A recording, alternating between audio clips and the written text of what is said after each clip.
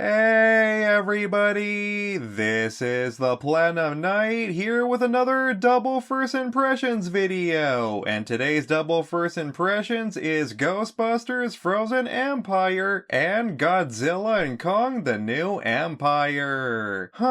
Double Empire. Anyways, I saw both of these films in March of 2024. For Ghostbusters, I saw this at AMC Theaters, and for Godzilla and Kong, I got a free early screening. I'm gonna start off with Ghostbusters Frozen Empire because I saw this before Godzilla and Kong. So to sum up my Ghostbusters history, I obviously love Ghostbusters 1 and 2. The 2009 video game is awesome, aka Ghostbusters 3. The reboot was terrible. I loved Ghostbusters Afterlife. And what are my thoughts on Frozen Empire? It was okay. Just okay. I'm a little disappointed in this film, but it's far from a bad movie. I'm gonna go ahead and talk about some of the positives first. I love how the original Ghostbusters cast makes a return, such as Dan Aykroyd, Bill Murray, Ernie Hudson, including Annie Potts. While they were just cameos in Afterlife, here they play much bigger roles. Ray is like a father figure to podcasts. Winston is now the head of funding Ghostbusters headquarters. Unfortunately, Dr. Peter Venkman isn't really in this film all that much, but whenever he was on screen, his charm is still there. I also like the current cast passing on the torch. Mainly Paul Rudd and Carrie Coon's characters, as they have really good chemistry together. It's cool how Slimer makes a return, giving Trevor a side quest on trying to capture him. As much as I do get a little tired of New York City, I think it was very much appropriate here, seeing how the last film took place out of town. The new villain, aka Goraka, is pretty cool. Literally. The comedy was okay. Not all jokes landed, but some got a good chuckle out of me. Frozen Empire really feels like you're watching an episode of the real Ghostbusters, which is good, especially if you're a fan. However, the film does have a lot of flaws. It has some serious plot holes. The movie makes Phoebe look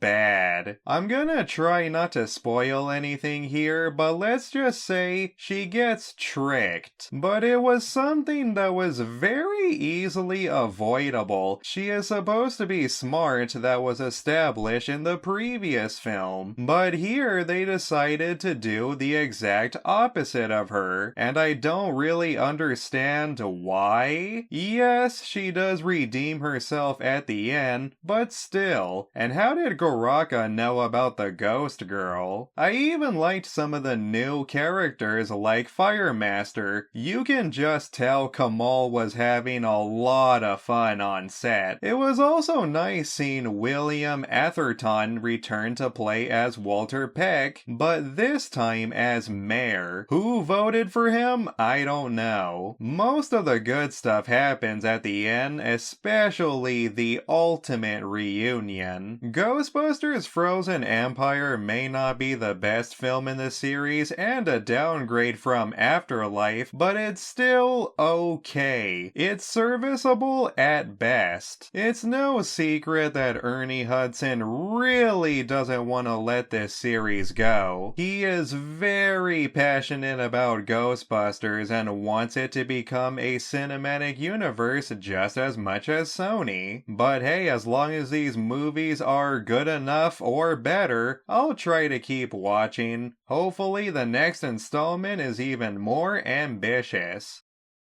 The next film I'm gonna talk about is Godzilla and Kong: The New Empire. I saw this film at an early screening at the Arrow Theater where I got free popcorn and a Coke. By the way, I forgot to mention this in my going to see video. I actually ended up going to the bathroom mid-show. I felt so awkward standing up in front of the theater. The next time they offer me free food and drinks, I think I'm gonna pass. Originally, Toho sorta stopped Legendary Pictures universe after Godzilla vs. Kong, so that way they can start rebooting their own universe, which became, as we all know it, Godzilla -1. Thankfully, Toho and Legendary reached an agreement, and now two Godzilla movie universe are simultaneously going on. And what are my thoughts on Godzilla and Kong? I had a blast. I'm not even gonna bother comparing it to -1 because we all know what both Toho and Legendary Pictures universes are. They're two completely different beasts. Toho is all about being dark and serious, while Legendary Pictures is all about having fun, and that's exactly what Godzilla and Kong is. It is a fun, wild, destructive roller coaster of a film. If all you want to see is just a bunch of monsters beating the crap out of each other and destroying buildings, then this movie is for you. Yes, there's still a human subplot, which honestly wasn't that bad this time around, but it could have been shortened. This film does have a lot of coincidental moments. Like, how did the humans just so happen to have a glove made for Kong with frostbite medicine? I also find it really funny how this universe just so happens to have kaiju dental preparations. As I've said earlier, these films are just supposed to be over the top and goofy. It's better to turn your brain off when it comes to these types of movies. Surprisingly though, Godzilla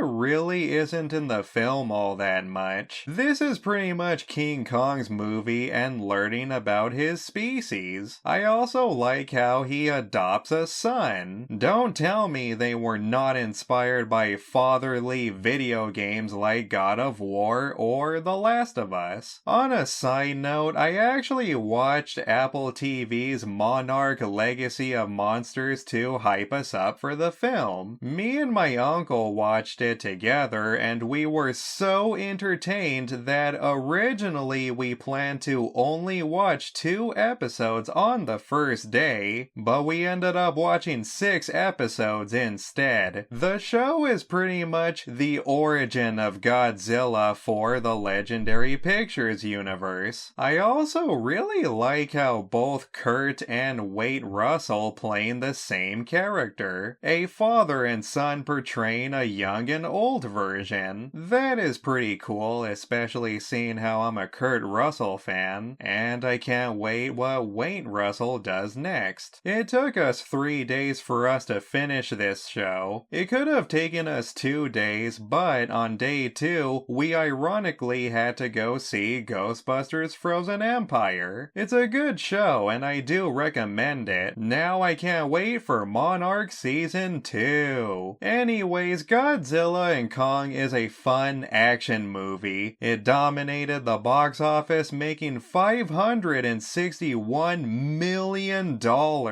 Congratulations, Adam Wingard. After failing Death Note for Netflix, I'd say he has redeemed himself with his 2 Godzilla and Kong films. He directed Godzilla vs. Kong, and he directed this movie. Supposedly he's not coming back for a 3rd film, but the doors are still open for him to return. Hopefully he does come back, and I can't wait to see Godzilla and Kong 3. Alright everybody, that's it for this double first impressions video. That's it for my first impressions on Ghostbusters: Frozen Empire and Godzilla and Kong: The New Empire. If you enjoyed this video, then please be sure to give me a like and subscribe, hit that notification bell for new videos, and peace out everybody.